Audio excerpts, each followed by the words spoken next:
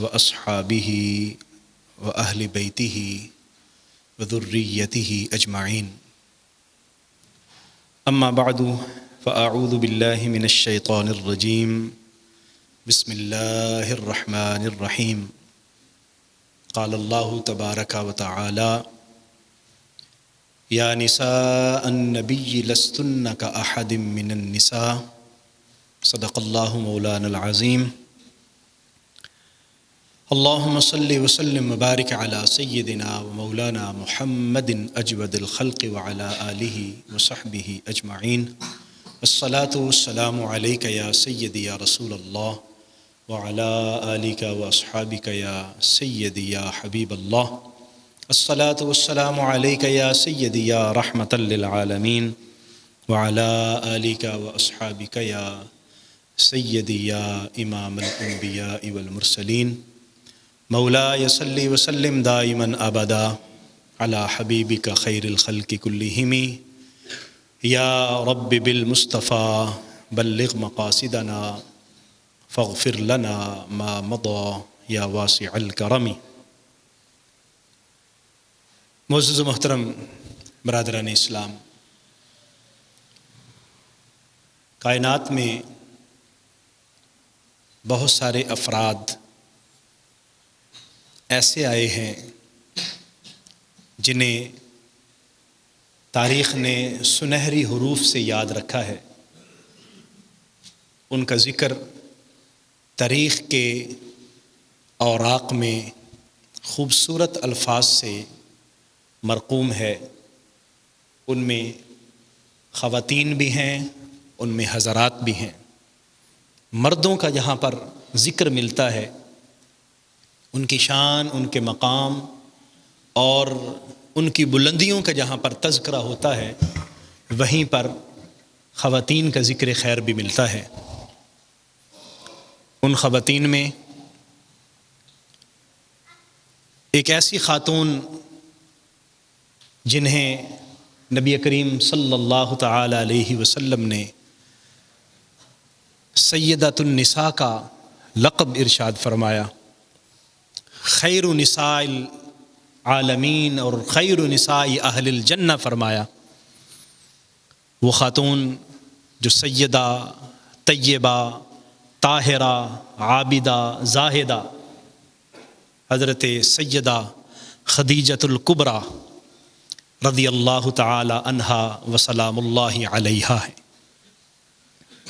اسلام کی پہلی خاتون، نبی کریم صلی اللہ علیہ وسلم پر ایمان لانے والی پہلی خاتون، حضور علیہ الصلاۃ والسلام کے لیے اپنا سب کچھ نچھاور کرنے والی خاتون، حضور علیہ الصلاۃ والسلام کے دکھوں غموں کا مداوع کرنے والی خاتون، غرباء مساکین کی اعانت کرنے والی خاتون، اور جب بھی کہیں اسلام کو ضرورت پڑی تو اپنے مال سے بھی خدمت کی اور اپنی کوشش، اپنی ہمت، اپنے علم، اپنی تبلیغ کے ساتھ اسلام کو فائدہ پہنچایا اور اسلام کی اعانت کی۔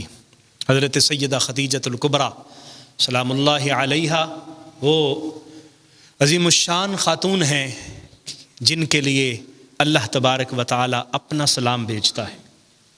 حضرت جبریل انہیں اپنا سلام کہتے ہیں۔ حضرت سیدہ خدیجۃ الکبریٰ رضی اللہ تعالی عنہا وہ خاتون ہیں، نبی کریم صلی اللہ علیہ وآلہ وسلم نے ان کی موجودگی میں کسی اور سے نکاح نہیں فرمایا۔ حضرت سیدہ خدیجۃ الکبریٰ رضی اللہ تعالی عنہا وہ خاتون ہیں کہ ان کے وصال کے بعد بھی میرے حضور انہیں یاد کرتے تو آپ کی آنکھوں سے آنسو چھلک پڑتے تھے۔ حضرت سیدہ خدیجۃ الکبریٰ رضی اللہ تعالی عنہا وہ خاتون ہیں، حضور علیہ الصلاۃ والسلام ان کے وصال کے بعد ان کے رشتہ داروں کو اور ان کی سہیلیوں کو بھی یاد رکھتے اور انہیں بھی تحائف بھیجا کرتے تھے۔ یہ وہ عظیم الشان خاتون ہیں، میرے آقا کریم صلی اللہ علیہ وآلہ وسلم کے حسن اخلاق سے، حضور کے کردار سے، حضور علیہ الصلاۃ والسلام کی عادات مبارکہ سے متاثر ہو کر نکاح کا پیغام بھیجا۔ میرے آقا کریم صلی اللہ علیہ وسلم کی عمر مبارک 25 سال ہے اور حضرت سیدہ خدیجۃ الکبریٰ کی عمر مبارک 40 سال ہے۔ پہلے 2 نکاح ہوئے لیکن دونوں شوہر فوت ہو گئے، ابو حالہ، عتیق، دونوں شوہر اس دنیا سے رخصت ہو گئے۔ تو آپ نے ارادہ کر لیا کہ اب میں کسی کے ساتھ نکاح نہیں کروں گی، اب مجرد زندگی اسی طرح بسر کروں گی۔ اور اس وقت جب ابھی اعلان نبوت میرے آقا نے نہیں فرمایا تھا، حضرت سیدہ کو اس وقت بھی لوگ طاہرہ کے نام سے یاد کرتے تھے، یعنی کردار کی پاکیزگی، اخلاق کی پاکیزگی اس زمانہ جاہلیت میں بھی ایسی تھی کہ اس وقت بھی لوگ انہیں طاہرہ کہا کرتے تھے، پاکیزہ خاتون کہا کرتے تھے۔ اور اپنے والد کی طرف سے بہت ساری جائیداد انہیں وراثت میں ملی۔ والد بھی تاجر پیشہ تھے اور پورا خاندان تاجر پیشہ تھا، اور آپ نے خود تجارت کرنے کا پروگرام بنایا، مختلف لوگوں کو اپنا مال تجارت دیتی اور مختلف جگہ بھیجتی۔ اس وقت شام کی منڈی، یمن کی اور مختلف علاقوں، وہاں پر آپ کا امپورٹ ایکسپورٹ کا سسٹم تھا۔ آپ مال تجارت بیچتی، وہاں سے منگواتی اور منافع پر لوگوں سے اپنا تجارت کا جو پیشہ تھا اس کو آپ نے جاری رکھا، اور اللہ تعالیٰ نے خوب مال و دولت سے نوازا تھا۔ لیکن کوئی ایسا شخص جو اعتماد والا ہو، جو امانت دار ہو، جو مال میں خیانت نہ کرے، دیانت دار ہو، باقاعدہ ایسا میسر نہیں آیا۔ حضور سرور عالم صلی اللہ علیہ وسلم کے متعلق خبر سنی کہ وہ نوجوان کردار کے بھی پاکیزہ ہیں، گفتار کے بھی پاکیزہ ہیں، امانت دیانت ان کی گٹی میں ہے، اور وہ صادق و امین کے لقب سے جانے جاتے ہیں۔ آپ نے انہیں منتخب فرمایا، نبی کریم صلی اللہ علیہ وسلم سے گزارش کی کہ آپ میرا مال تجارت لے لیں، اور اپنے غلام سے کہا کہ ان کو کچھ کہنا نہیں ہے، ان کو کوئی ہدایات نہیں دینی، یہ جیسے کریں ان کو کرنے دیں، بس آپ نے ذرا دھیان رکھنا ہے۔ تجارت کے لیے حضور شام تشریف لے گئے، اللہ تبارک و تعالیٰ نے نفع اور پہلے سے دگنا نفع عطا فرمایا۔ حضور واپس آئے اور واپس آ کر حضرت سیدہ خدیجۃ الکبریٰ کا سارا حساب و کتاب بتا دیا، جو منافع ہوا تھا وہ دے دیا، اور مکمل دیانتداری کے ساتھ، جیسے کہ میرے آقا کریم صلی اللہ علیہ وسلم کے اخلاق تھے، بچپن سے جس طرح حضور علیہ الصلاۃ والسلام کی عادات مبارکہ تھیں، آپ نے پیش کر دیا۔ وہ بہت متاثر ہوئیں اور انہوں نے محسوس کیا کہ میں نے جتنے لوگوں کو بھی تجارت کے لیے بھیجا ہے، کسی نے صاف اور شفاف باتیں مجھے اس طرح نہیں بتائیں جس طرح محمد عربی صلی اللہ علیہ وسلم نے بتائیں۔ آپ بہت زیادہ متاثر ہوئی ہیں اور اپنی ایک عزیزہ سے، نفیسہ جن کا نام تھا، ان سے پیغام نکاح بھجوایا۔ نبی کریم صلی اللہ علیہ وسلم کو خود پیغام دیا، اور روایات میں آتا ہے کہ حضور سرور عالم صلی اللہ علیہ وسلم کے ساتھ ایک دن بیٹھی ہوئی تھی، عرض کرنے لگی کہ یا رسول اللہ صلی اللہ علیہ وسلم، میں نے آپ کے اخلاق سے متاثر ہو کر، آپ کے کردار سے متاثر ہو کر، اور آپ کی زندگی سے متاثر ہو کر آپ کو نکاح کا پیغام خود بھیجا تھا۔ میں نے محسوس کیا تھا، پہلے پروگرام یہ تھا کہ نکاح نہیں کروں گی، لیکن میں نے محسوس کیا کہ اس جیسے کردار کا مالک شخص میں نے آج تک نہیں دیکھا۔ نکاح کا پیغام بھیجتی ہوں، قبول کر لیا تو بسم اللہ۔ نبی کریم صلی اللہ علیہ وسلم، یہ ازل سے فیصلہ تھا، حضور علیہ الصلاۃ والسلام نے فرمایا کہ میں مشورہ کروں گا، اور حضور نے اپنے چچا حضرت ابو طالب سے مشورہ کیا۔ انہوں نے کہا اگر آپ سمجھتے ہیں تو ٹھیک ہے۔ اس طرح وہ ایک عظیم تقریب نکاح، جس کا میں سمجھتا ہوں کہ کائنات کے سب سے مشرف تقریب نکاح ہوگی، جو حضرت سیدہ خدیجۃ الکبریٰ اور نبی کریم صلی اللہ علیہ وآلہ وسلم تھی۔ ادھر ورقہ بن نوفل اور ادھر حضرت ابو طالب، جنہوں نے خطبہ نکاح پڑھا اور حضرت ابو طالب نے ایجاب و قبول کروایا، اور اس طرح کائنات کا خوبصورت ترین جوڑا مکہ کی اس خوبصورت ماحول میں اور خانہ کعبہ کی اس پر نور فضا میں ہمیں محسوس ہوتا ہے کہ اللہ تبارک و تعالیٰ نے کائنات کا جو آگے اپنے پیارے حبیب صلی اللہ علیہ وآلہ وسلم کو ختم النبیین بنا کر اگلا جو سسٹم چلانا تھا، اس کے لیے حضرت سیدہ خدیجۃ الکبریٰ ایک بہترین انتخاب تھیں، اور یہ یقیناً انتخاب اللہ جل مجدہ الکریم کی طرف سے تھا۔ اور حضرت سیدہ، آپ زمانہ جاہلیت میں بھی کبھی کسی بت کی پرستش نہیں کی، کبھی زمانہ جاہلیت والے کام، اس ماحول میں جہاں اخلاق کوئی اور چیزیں سمجھی جاتی تھیں، اس ماحول میں بھی حضرت سیدہ اپنے کردار میں بھی پاکیزہ تھیں اور اپنے عقائد میں بھی پاکیزہ تھیں۔ چند لوگ جو گنے چنے لوگ تھے جو توحید پرست تھے اور بتوں سے بیزار تھے، ان میں حضرت سیدہ خدیجہ الکبریٰ رضی اللہ تعالیٰ عنہ بھی تھی۔ حضرت سیدہ خدیجہ الکبریٰ رضی اللہ تعالیٰ عنہ کا نکاح ہو جاتا ہے، اور آج کل لوگ کہتے ہیں نا جی جوڑ نہیں ہے، دلہا کی عمر اتنی ہے، دلہن کی عمر اتنی ہے، اور آپ یہاں دیکھیے، میں سمجھتا ہوں کہ دنیا میں شاید ہی ایسا جوڑ کوئی ہوگا، کوئی نکاح ایسا ہوگا جو اس خوبصورت جوڑ کے ساتھ معرض وجود میں آیا ہوگا اور انعقاد پذیر ہوا ہوگا۔ حضرت سیدہ کی عمر 40 سال اور حضور کی عمر 25 سال، 15 سال کا وقفہ ہے، لیکن کتنا خوبصورت یہ نکاح ہوا اور کس شائستگی کے ساتھ اور خوبصورتی کے ساتھ نبی کریم صلی اللہ علیہ وسلم کے ساتھ 25 سال حضرت سیدہ خدیجہ الکبریٰ کے گزرے۔ اور حضور علیہ الصلاۃ والسلام، ایک دن حضرت سیدہ عائشہ صدیقہ رضی اللہ تعالی عنہا فرماتی ہیں کہ حضور علیہ السلام تشریف فرما تھے، حضور علیہ الصلاۃ والسلام خدیجہ الکبریٰ کا ذکر فرما رہے تھے، تو وہ بھی زوجہ محترمہ تھیں، تو ان کو غیرت آئی، تو حضور کی خدمت میں عرض کی، حضور اللہ نے آپ کو اس بوڑھی خاتون کے عوض جوان بیویاں عطا فرمائی ہیں، اور آج بھی آپ جب بھی تذکرہ کرتے ہیں تو خدیجہ الکبریٰ کا تذکرہ کرتے ہیں، جب بھی یاد کرتے ہیں تو خدیجہ الکبریٰ کو یاد کرتے ہیں۔ نبی کریم صلی اللہ علیہ وسلم کی آنکھوں میں آنسو آ گئے، اور حضور نے فرمایا عائشہ جس طرح خدیجہ الکبریٰ تھی اس طرح کوئی بھی نہیں ہے۔ خدیجہ الکبریٰ نے اس وقت میری تصدیق کی ہے جب سارے لوگ مجھے جھوٹا قرار دے رہے تھے۔ خدیجہ الکبریٰ نے اس وقت اپنا مال میرے اوپر نشاور کر دیا اور مجھے دنیا کی جو ظاہری مشقتیں تھیں اس سے بے نیاز کر دیا، جو گھریلو مصروفیات تھی اس سے بے نیاز کر دیا۔ اور نبی کریم سرور کائنات صلی اللہ علیہ وآلہ وسلم ہمیشہ حضرت سیدہ کو یاد فرمایا کرتے تھے۔ حضور سرور کائنات صلی اللہ علیہ وآلہ وسلم پر وحی نازل ہوتی ہے، یہ 25 سال کی عمر، اور حضور کی عمر جب 40 سال کی پہنچتی ہے، 15 سال گزرتے ہیں تو سیدہ کی عمر 55 سال ہو جاتی ہے۔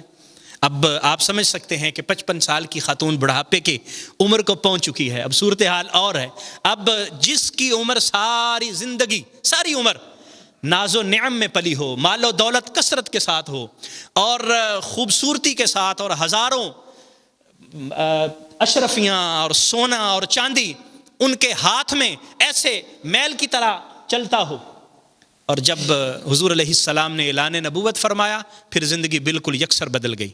اس سے پہلے بھی بدل گئی، لیکن جب حضور نے اعلان نبوت فرمایا پھر اور صورتحال بدل گئی، کیفیت اور ہو گئی ہے۔ اب کیفیت یہ ہے کہ آقا کریم صلی اللہ علیہ وآلہ وسلم غار حرا میں تشریف لے جاتے ہیں۔ پہلے غار حرا میں تشریف لے جاتے، کچھ گھر میں کھانا، کچھ ستو، کچھ جو اور کچھ کھجوریں، پانی نبی کریم صلی اللہ علیہ وسلم کی خدمت میں پیش کر دیا جاتا، حضور تشریف لے جاتے غار حرا میں۔ اب جب اعلان نبوت فرمایا، اللہ کی طرف سے حضرت جبریل آئے اور حضور غار حرا میں تھے، فرمایا اقرا بسم ربک الذی خلق، یہ پہلی وحی نازل ہوئی۔ حضور علیہ الصلاۃ والسلام وہ انوار تجلیات جو وحی الہی کے تھے اس کا جسم پر برداشت کرنا ابتدائی مرحلہ تھا، پہلا مرحلہ تھا وحی الہی کا، تو اس کا نور جسم میں اور دل میں جب آیا تو جسم پر کپکپی کیفیت ہے، وجد کی کیفیت ہے، اور حالات عجیب ہیں۔ حضور علیہ الصلاۃ والسلام گھر میں تشریف لائے، آپ کے جسم پر کپکپی طاری ہے۔ حضور علیہ الصلاۃ والسلام کی صورتحال کو دیکھ کر حضرت سیدہ گھبرا جاتی ہیں، پوچھتی ہیں کیا ہوا؟ فرمایا مجھے چادر اڑا دیجیے۔ چادر اڑا دی، پوچھا کیا ہوا؟ نبی کریم صلی اللہ علیہ وسلم نے فرمایا کہ اس طرح کا واقعہ ہوا اور ایسی کیفیت ہوئی۔ حضرت سیدہ جو جواب دیتی ہیں، یہ امام بخاری نے اپنے پہلے باب میں کتاب بدء الوحی کے اندر اس روایت کو ذکر کیا۔ فرمایا حضرت سیدہ حضور علیہ الصلاۃ والسلام کو تسلی دیتی ہیں، حوصلہ دیتی ہیں، اور وہ سمجھتی ہیں کہ نبی کریم صلی اللہ علیہ وآلہ وسلم قطعاً کوئی چیز پریشان نہیں کر سکتی۔ حضور کو کیا کہتی ہیں؟ واللہ انک لتصل الرحم، آپ قطعاً پریشان نہ ہوں، آپ صلہ رحمی کرنے والے ہیں۔ انک لتصل الرحم وتقل الضیف، آپ جو بیواہ ہیں ان کا خیال رکھنے والی ہیں اور مہمان نوازی کرنے والے ہیں۔ اور وَتَقْسِبُ الْمَعْدُومَ، اور جو نادار اور بیچارہ لوگ ہیں آپ ان کا خیال رکھنے والے ہیں، ان کی ضرورت کو پورا کرنے والے ہیں۔ وَتُعِينُ عَلَى نَوَائِبِ الْحَقِّ، اور حق کے رستے میں جن لوگوں کو مشکلات آتی ہیں آپ ان کے ساتھ کھڑے ہوتے ہیں، ان کے ساتھ معاونت کرنے والے ہیں، اس لیے آپ پریشان نہ ہوں۔ اللہ تبارک و تعالیٰ کبھی آپ کو ضائع نہیں ہونے دے گا، کبھی آپ کو کوئی چیز نقصان نہیں پہنچا سکے گی۔ پھر ورقہ بن نوفل جو حضرت سیدہ کے چچا زاد بھائی تھے ان کے پاس لے کے جاتی ہیں، وہ اس وقت تورات اور انجیل کے عالم تھے، انہوں نے پھر بتایا کہ یہ تو وہی فرشتہ ہے جو حضرت عیسیٰ علیہ السلام پر اترا تھا، یہ وہی ناموس ہے جو حضرت عیسیٰ علیہ السلام پر آیا، اور یہ وہی ہے جو حضرت عیسیٰ علیہ السلام کو دی گئی۔ اور پھر انہوں نے آگے پیشین گوئیاں کی۔ بہرحال عرض کرنے کا مقصد یہ ہے کہ انہوں نے حوصلہ افزائی کی، حضور علیہ السلام کے ساتھ کھڑی ہو گئی اور فرمایا کہ آپ پریشان نہ ہوں۔ آقا کریم صلی اللہ علیہ وسلم نے جب اعلان نبوت فرمایا، لوگوں نے پریشان کیا، لوگوں نے دکھ دیے، لوگوں نے تکلیفیں دی۔ اپنے سگے چچا ابو لہب نے طرح طرح کی تکلیفیں دینا شروع کی، اور عرب کے مختلف لوگ، قریش کے مختلف لوگوں نے اس وقت جو حضور کا سب سے اولین سہارا بنی وہ حضرت سیدہ خدیجہ الکبریٰ رضی اللہ تعالی عنہا۔ حضور سرور دو عالم صلی اللہ علیہ وآلہ وسلم ایک مرتبہ آپ غار حرا تشریف لے جاتے ہیں، چند دن گزر گئے، حضور علیہ السلام تشریف نہیں لائے۔ حضرت سیدہ خدیجہ الکبریٰ رضی اللہ تعالیٰ عنہ نے سوچا کہ حضور اتنے دن ہوئے آئے نہیں ہیں، میں جاؤں، جو کھانے کی چیزیں حضور ساتھ لے جاتے ہیں وہ ختم ہو چکی ہوں گی، میں لے جاؤں اور جا کے کچھ آپ کی حالت بھی دریافت کراؤں، احوال پرسی بھی کراؤں، اور کچھ کھانے کی چیزیں بھی حضور کو دے آؤں۔ آپ کچھ پانی لیتی ہیں، کھانے کی چیزیں لیتی ہیں اور لے کر روانہ ہو جاتی ہیں۔ آپ اندازہ لگائیے، حضور سرور کائنات صلی اللہ علیہ وسلم نے جب اعلان نبوت فرمایا تو حضرت سیدہ کی عمر 55 سال تھی۔ 55 سال سے 2-3 سال اوپر ہو چکے ہوں گے، چلیں 55 سال ہی کیوں نہ ہوں، 55 سال کی وہ بوڑھی خاتون کھانا پانی لے کر مکہ سے چلتی ہیں اور غار حرا تک پہنچتی ہیں۔ جنہوں نے غار حرا دیکھا ہے ان کو علم ہے کہ غار حرا کے دامن سے اوپر جانا کتنا مشکل ہے، اور مکہ آج کل تو پھر بھی رستے بنے ہوئے ہیں، اس سنگلاخ پہاڑیوں سے گزر کر، سنگلاخ رستوں سے گزر کر، اس پتریلے رستوں کو عبور کر کے، کھانا ساتھ لے کر، وہ وزن اٹھا کے، اور پھر غار حرا کے اوپر بلندیوں پہ چڑھ کے حضور کی خدمت میں حاضر ہونا، یہ کس قدر مشکل کام تھا۔ لیکن حضرت سیدہ وہاں پہنچی، اور پہنچ رہی تھی، جا رہی تھی، اللہ تبارک و تعالیٰ کو حضرت سیدہ کی یہ ادا بڑی پسند آئی۔ حضرت جبریل کو حکم ہوا، جبریل جاؤ میرے نبی صلی اللہ علیہ وسلم انہیں سلام کہنا، اور انہیں جا کے بتانا ابھی آپ کی بیوی آپ کے لیے کھانا بھی لا رہی ہے، آپ کے لیے پانی بھی لا رہی ہے، جب وہ آپ کے پاس پہنچے تو اللہ فرما رہا ہے کہ میری طرف سے انہیں سلام کہہ دینا۔ حضرت جبریل پہنچتے ہیں، حضرت سیدہ اپنا سامان، کھانے کا سامان لے کر حضور کی خدمت میں حاضر ہوتی ہیں، اور جب سامان پیش کیا حضور سرور کائنات صلی اللہ علیہ وآلہ وسلم فرماتے ہیں کہ خدیجہ یہ جبریل ہیں، اور جبریل مجھے کہہ رہے ہیں کہ اللہ نے بھی آپ کو سلام بھیجا ہے، اور جبریل کہتے ہیں کہ میری طرف سے بھی سیدہ کو سلام کہہ دیجیے۔ کیا خوش نصیبی ہے، کیا رتبہ ہے، کیا مقام ہے، اللہ تبارک و تعالیٰ انہیں سلام بھیجے۔ حضرت جبریل فرشتوں کے سردار انہیں سلام پیش کریں، اللہ تبارک و تعالیٰ نے کیا مقام حضرت سیدہ کا بنایا ہوگا، اللہ تعالیٰ نے کیا عروج انہیں عطا فرمایا ہوگا۔ نبی کریم صلی اللہ تعالیٰ علیہ وآلہ وسلم کے 2 صاحبزادے اور 4 صاحبزادیاں حضرت سیدہ خدیجہ الکبریٰ رضی اللہ تعالیٰ عنہا سے ہیں۔ حضرت قاسم جن کی کنیت سے حضور ابو القاسم ہیں، ابو القاسم حضور کی کنیت، یہ حضرت سیدہ خدیجہ الکبریٰ رضی اللہ عنہا و سلام اللہ علیہا کے بطن اطہر سے ہوئے۔ اسی طرح حضرت عبداللہ، ان کا نام طیب اور طاہر بھی تھا۔ حضور کے ایک تیسرے بیٹے تھے جو حضرت ماریہ قبطیہ سے ہوئے تھے، وہ 2 سال کی عمر میں فوت ہو گئے تھے، یہ بھی بچپن میں فوت ہو گئے۔ اور آپ کی 4 صاحبزادیاں حضرت زینب، حضرت ام کلثوم، حضرت رقیہ اور حضرت فاطمہ رضی اللہ تعالی عنہن، یہ 4 صاحبزادیاں پھر بڑی ہوتی ہیں، پھر ان کی شادیاں ہوئیں، اور باقی آپ ساری چیزوں کو پہچانتے ہیں۔ حضور سرور دو عالم صلی اللہ علیہ وآلہ وسلم کو جب آپ کے صاحبزادے انتقال کرتے ہیں، لوگوں نے کہنا شروع کر دیا کہ اب یہ بے اولاد ہو گئے، اب ان کی نسل آگے نہیں چلے گی۔ حضور کو انہوں نے اب تر کہا، ان کی نسل آگے نہیں چلے گی۔ اللہ تبارک و تعالیٰ نے قرآن نازل کیا، سورہ کوثر نازل کی اور فرمایا انا اعطیناک الکوثر فصل لربک وانحر۔ محبوب یہ جو کچھ کہہ رہے ہیں آپ نے ان کی باتوں پر دھیان نہیں کرنا، اللہ تعالیٰ نے آپ کو ہر چیز کثرت کے ساتھ عطا فرما دی۔ اللہ نے اولاد لی ہے، بیٹے لے لیے ہیں، لیکن یہ اللہ کی طرف سے امتحان ہے اور یہ اللہ کی مصلحتیں ہوتی ہیں، اللہ کی طرف سے حکمتیں تھیں اور مصلحتیں تھیں، جس وجہ سے حضور کی مذکر اولاد پہلے انتقال فرما گئی۔ فرمایا آپ کو ہر چیز کی کثرت عطا فرما دی۔ بعض نے کہا کوثر سے مراد حوض کوثر ہے، بعض نے کہا کوثر سے مراد علم کی کثرت ہے، بعض نے کہا کوثر سے مراد نبی کریم صلی اللہ علیہ وسلم کے درجات کی کثرت ہے، بعض نے کہا کہ کثرت سے مراد نبی کریم صلی اللہ علیہ وسلم کے ساتھیوں کی کثرت ہے، اور بعض مفسرین نے اس کا ترجمہ یہ کیا کہ اللہ تبارک و تعالیٰ نے آپ کو یہ جو آج کہہ رہے ہیں نا کہ آپ کی اولاد نہیں ہوگی، اللہ کریم آپ کو اولاد کی کثرت عطا فرمائے گا۔ اور آج ہم دیکھتے ہیں پوری دنیا میں نبی کریم صلی اللہ علیہ وسلم کی اولاد سادات کرام ہمیں جگہ جگہ نظر آتے ہیں۔ حضور علیہ الصلاۃ والسلام کا خون جگہ جگہ دنیا میں موجود ہے۔ وہ انا اعطیناک الکوثر کی ایک تفسیر ہے، اور جو اس کی جامع تفسیر بیان کی گئی ہے وہ یہ ہے کہ محبوب ہم نے آپ کو ہر چیز کثرت کے ساتھ عطا فرما دی، جو بھی چیزیں فضائل والی تھیں، جو بھی چیزیں کمالات والی تھیں، محبوب ہم نے آپ کو کثرت کے ساتھ عطا فرما دی۔ آپ نے کیا کرنا ہے؟ فصلی لربک وانحر، آپ بس اپنی عبادتیں اللہ کے حضور پیش کریں، قربانی پیش کریں۔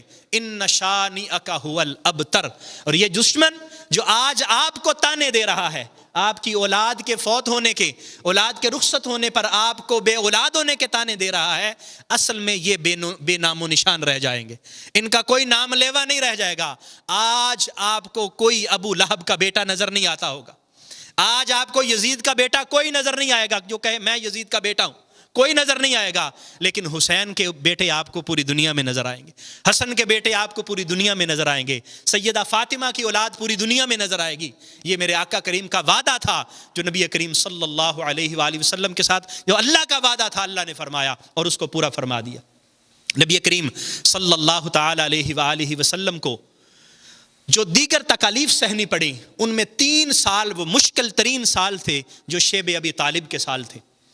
مکہ والوں نے بائیکاٹ کر دیا، انہوں نے کہا خبردار ان کے ساتھ لین دین بند، جو بھی کلمہ پڑے گا ہمارا اس سے کوئی تعلق نہیں۔ اب 2 گروہ بن گئے، ایک گروہ جو میرے آقا کریم صلی اللہ علیہ وسلم کے ساتھ کھڑے ہیں، اور دوسرا جو کافروں کے ساتھ کھڑے ہیں۔ اور ادھر نبی کریم صلی اللہ علیہ وسلم کے ساتھ کھڑے ہونے والوں میں سب سے پہلی حضرت سیدہ خدیجہ الکبریٰ رضی اللہ تعالیٰ عنہ ہیں، حضرت ابو طالب ہیں، حضرت مولا علی شیر خدا ہیں، اور دیگر جو حضور علیہ الصلاۃ والسلام پر ایمان لا چکے تھے وہ حضور کے ساتھ کھڑے ہوئے۔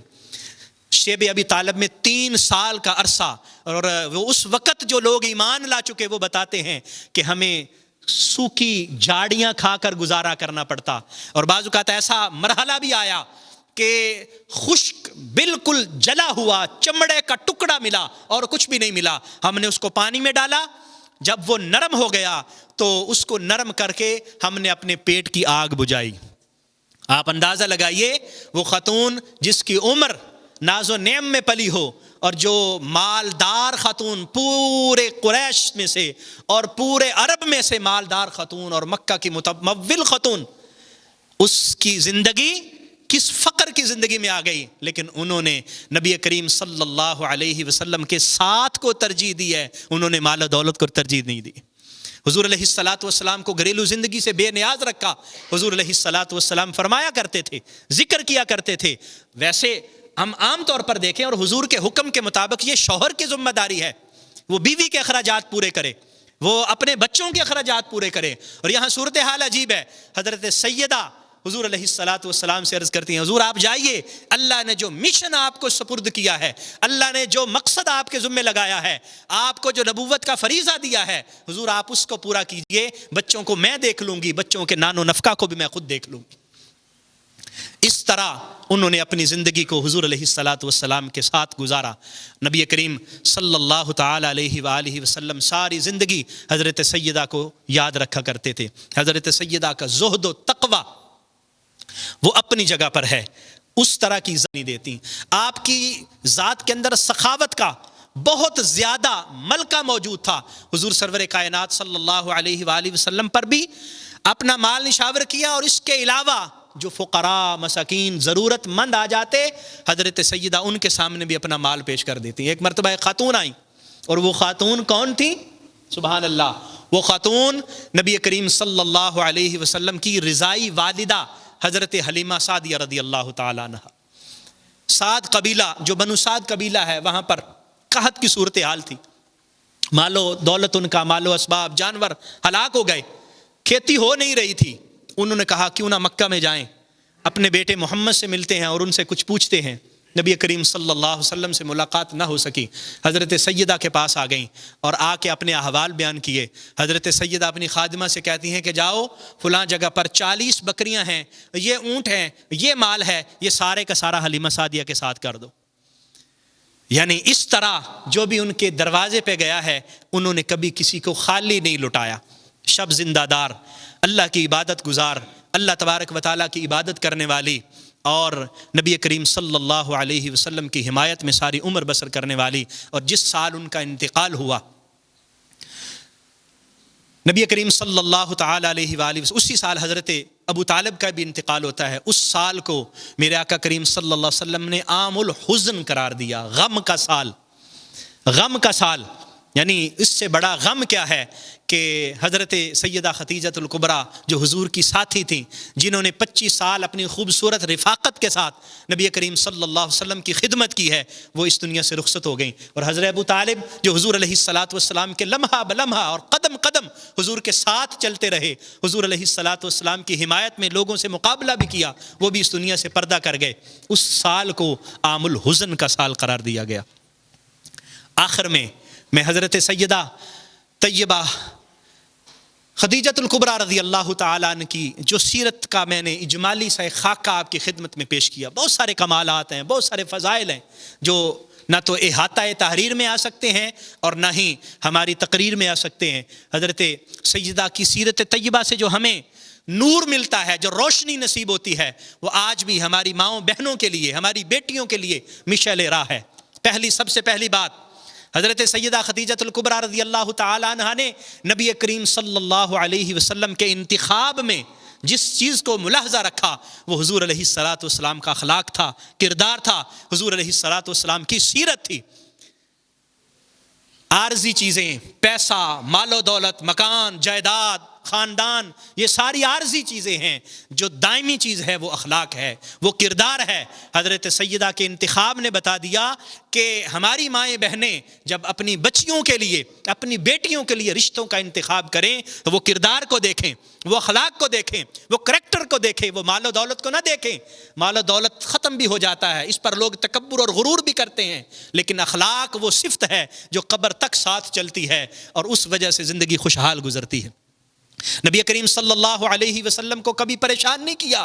یہ ہماری ماؤں بہنوں کے لیے یہ سبق ہے, اپنے شوہروں کو پریشان نہ کریں. وہ حق کے راستے پہ چل رہے ہوں, وہ آپ کے لیے کوشش کر رہے ہیں, وہ ہمت کر رہے ہیں, ان کا دست و بازو بنیں, ان کے راستے میں رکاوٹ پیدا نہ کریں, بلکہ ان کی ہمت بڑھائیں اور ان کو حوصلہ دیں تاکہ مزید آگے بڑھیں اور آگے بڑھ کر وہ ایک اچھے انسان بن سکیں اور خاندان کا بہترین سہارا بننے کے قابل ہو سکیں. حضرت سیدہ طیبہ طاہرہ کی سیرت طیبہ سے ہمیں سخاوت کی مثال ملتی ہے. اپنے مال کو اللہ نے جو آپ کو دیا ہے اس میں سے خرچ کریں, زکوٰۃ بنتی ہے زکوٰۃ ادا کریں, صدقہ و خیرات کریں. مال خرچ کرنے سے مال کم نہیں ہوتا, اللہ کریم مزید اس میں برکتیں عطا فرماتا ہے. حق کا ساتھ دیں اور کبھی بھی حق کے مخالف کھڑے نہ ہوں. جنہوں نے حق کا ساتھ دیا آج ہم انہیں ممبروں پر بیٹھ کر سلام پیش کرتے ہیں, آج ہم اپنے مصلوں پر ان کا ذکر کرتے ہوئے ہم انہیں سلام نیاز پیش کرتے ہیں. آج کی ہماری یہ گفتگو حضرت سیدہ طیبہ طاہرہ عابدہ زاہدہ خدیجۃ الکبریٰ رضی اللہ تعالی عنہا کی خدمت میں ہمارا چھوٹا سا سلام ہے. اللہ کریم قبول فرمائے, اللہ کریم ہمیں ان کے خادمین میں شمار فرمائے اور اللہ کریم ہمیں ان کے نوکروں میں شمار فرمائے. آمین. وآخر دعوایا ان الحمد للہ رب العالمین.